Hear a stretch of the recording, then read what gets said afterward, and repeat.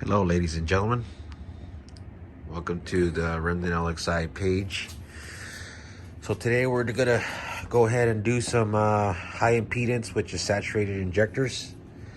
I had 450 DSM blue tops, which is a low impedance injector, which is about a 3 to 4 ohm resistance.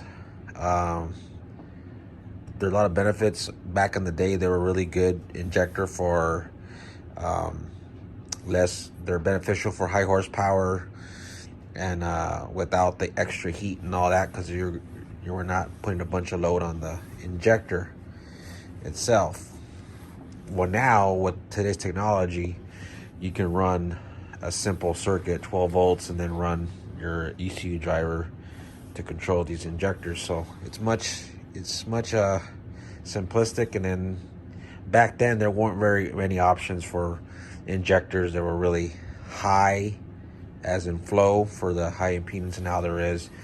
Me being an LSV tech, I had a 450s for many years in this setup, but I think decided to go with the high impedance route, get rid of the resistor box.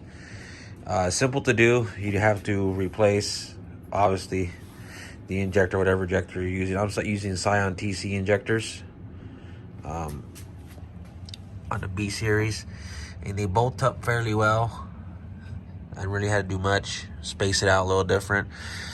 Then I had to get rid of my resistor box, which is right there, and I have an elimination plug.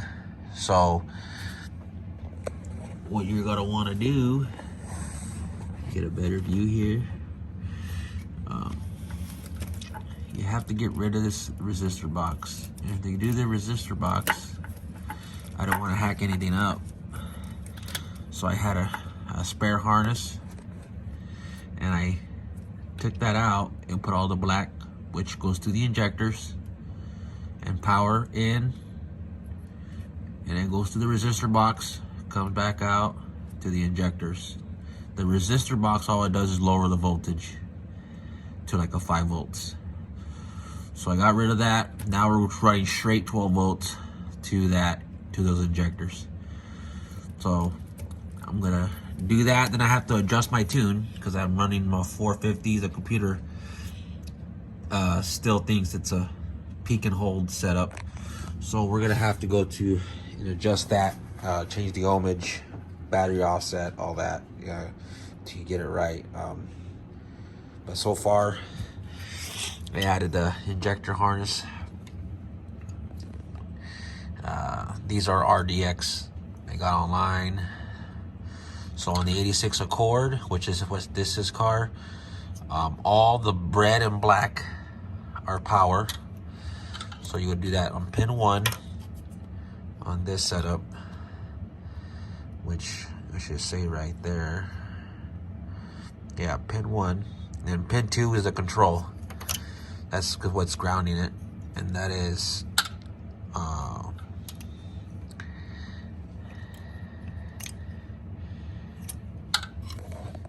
brown on 1 and red for number 2. So I got a mark there. So you can see what I'm doing here is just to show you that what I mean. So your main relay controls that, and then it goes to out of there to the resistor box and reduces the voltage to each injector. Then you got your ECM. Brown is 1, red is 2, blue is 3, and yellow is 4. And then that's it. So pretty much you're just eliminating this box. You're running straight power to the injector. That's the difference between peak and hold and saturated. So here we are again. And again, you got your new injector harnesses. All the red and black are power. And then you got your brown wire for the signal, which is red on number 2. Then I got my other injector harnesses I just cut, which is a blue for 3 and yellow for 4. And there's all the red and black for the power. So we'll continue doing that. I also wanted to mention that I used to be a solder freak myself, and I know a lot of people are. But I tell you this right now, this whole car is wired with butt connectors. The harness I made is wired with whole butt connectors. I don't just use any kind of butt connector. I use solid sleeve. So solid sleeve is what looks like this. I don't know if you guys have ever seen that before, but that's how I do. You use that, and then you put a piece of heat shrink over it, and it comes looking like this. So this is how I do it. And then you gotta have a certain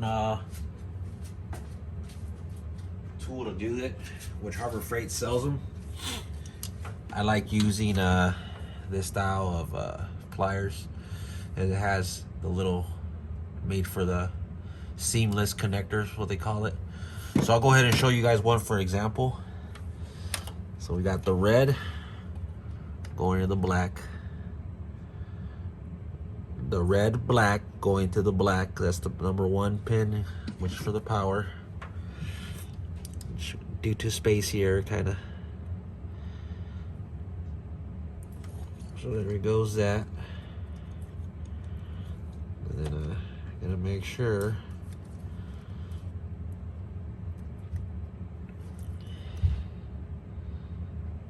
once it's in,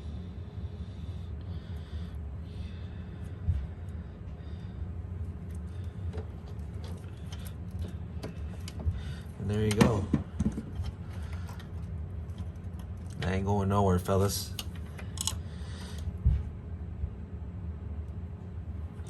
You can tell this harness is old, but eventually I'm going to redo it. Now this is the OEM harness I just modified to make this swap work.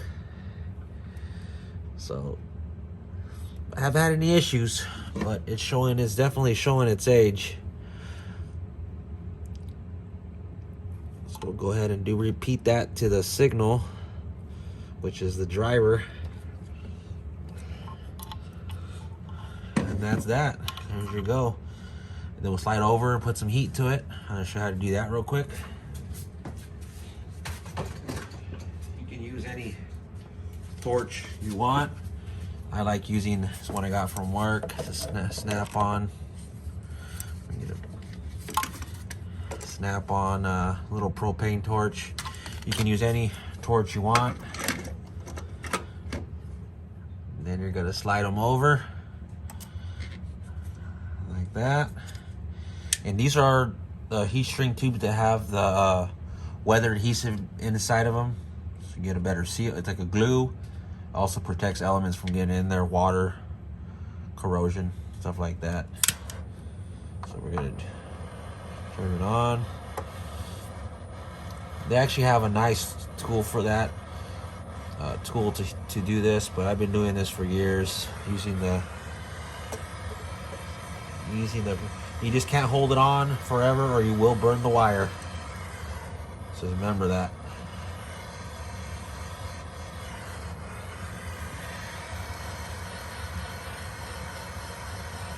You start seeing the glue come out. And there's all she wrote. And start seeing the glue come out. And then you're good to go. And that's number 4 I just did. So we'll go jump on to number 3, finish her up. Okay, so now you can see it all, these RDX type looms, and I loomed them up with that harness tape, not electrical tape. I like using hockey tape, which works pretty damn good, and looks a little better than electrical tape. All right, now I marked them before I got too carried away, and this 3, we'll put them in. All right, guys, so I wanted to make sure, I wanted to also let you guys know that it's very crucial that you guys get your wire diagram of the injectors you get or manufacturer you get. In my case, I got a Scion TC injectors, which are around 330, 340. They're denso, so if I ever want to go to a RDX injector, it would be a straight swap. But you see how I mentioned that pin 1 is power. They all share. They go to the relay, to the engine. And then number 2, they each individually go to the PCM, which you'll see blue, red, yellow, blue, red, yellow, and white. So we'll go here and you can verify that. We go down here. See, you got your injector 1, 2, 3, 4, blue, red, yellow, and white. So that's the ECM controlling that, and that's a negative. And then you'll that's how these injectors work.